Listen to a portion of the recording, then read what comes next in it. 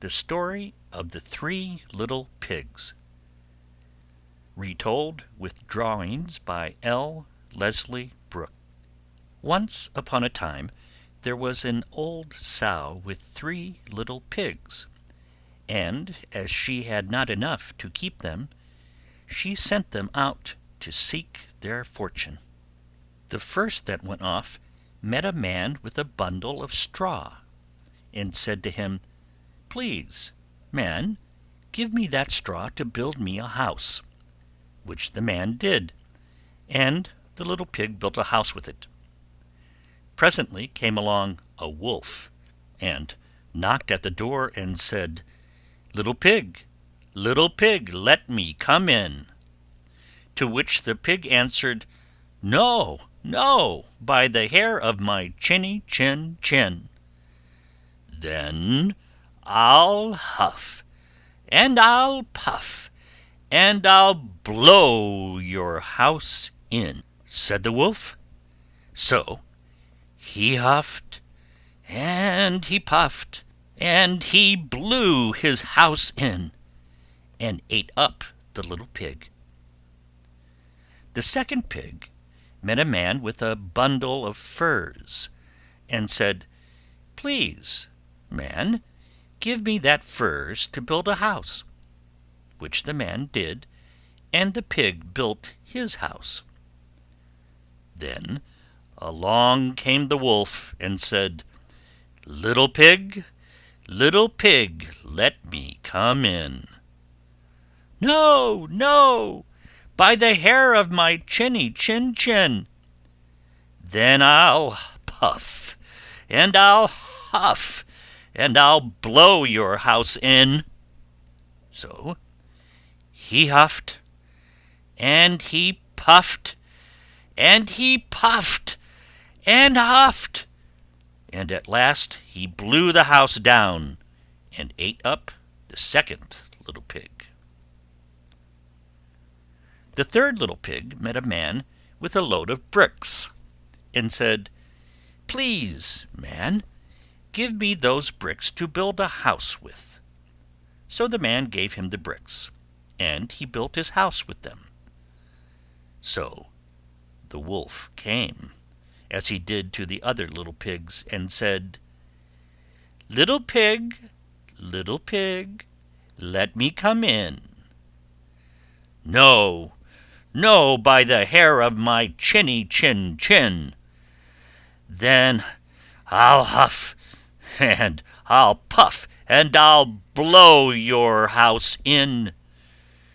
Well, he huffed, and he puffed, and he huffed, and he puffed, and he puffed, and he huffed, but he could not get the house down.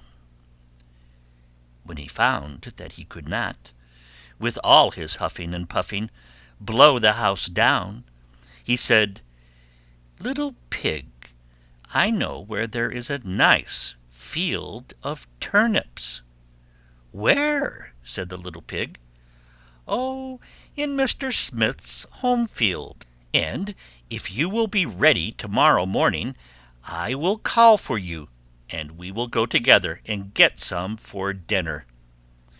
"Very well," said the little pig, "I will be ready. What time do you mean to go?" "Oh, at 6 o'clock."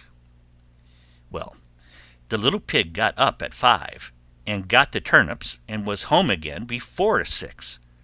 When the wolf came, he said, little pig, are you ready?" "Ready?" said the little pig. "I have been and come back again, and got a nice pot full for dinner." The wolf felt very angry at this, but thought that he would be up to the little pig somehow or other, and so he said, little pig, I know where there is a nice apple tree." "Where?" said the pig. "Down at Merry Garden," replied the wolf, "and if you will not deceive me, I will come for you at 5 o'clock tomorrow, and we will go together and get some apples." Well, the little pig woke at 4 the next morning, and bustled up, and went off for the apples, hoping to get back before the wolf came.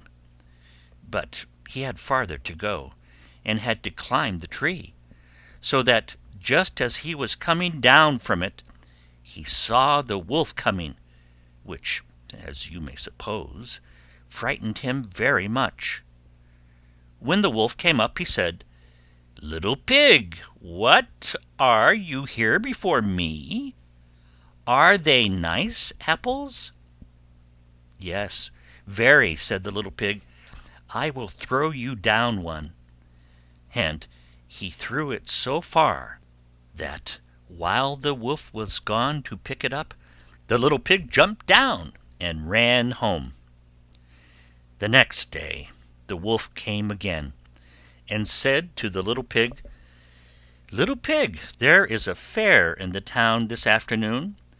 Will you go?" "Oh, yes," said the pig, "I will go.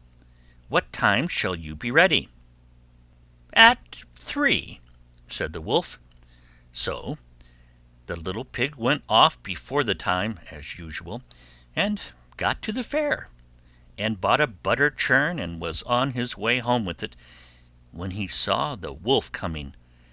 Then he could not tell what to do, so he got into the churn to hide, and in doing so turned it round, and it began to roll, and roll down the hill with the pig inside it, which frightened the wolf so much that he ran home without going to the fair. He went to the little pig's house, and told him how frightened he had been by a great round thing which came down the hill past him. Then the little pig said, "Ha ha! I frightened you, did I? I had been to the fair and bought a butter churn, and when I saw you I got into it, and rolled down the hill." Then the wolf was very angry indeed, and declared he would eat up the little pig, and that he would get down the chimney after him. When the little pig saw what he was about, he hung on the pot full of water, and made up a blazing fire, and just as the wolf was coming down, took off the cover of the pot, and in fell the wolf, and the little pig put on the cover again in an instant, boiled him up, and ate him for supper, and lived happily ever after. End of the story of the 3 little pigs.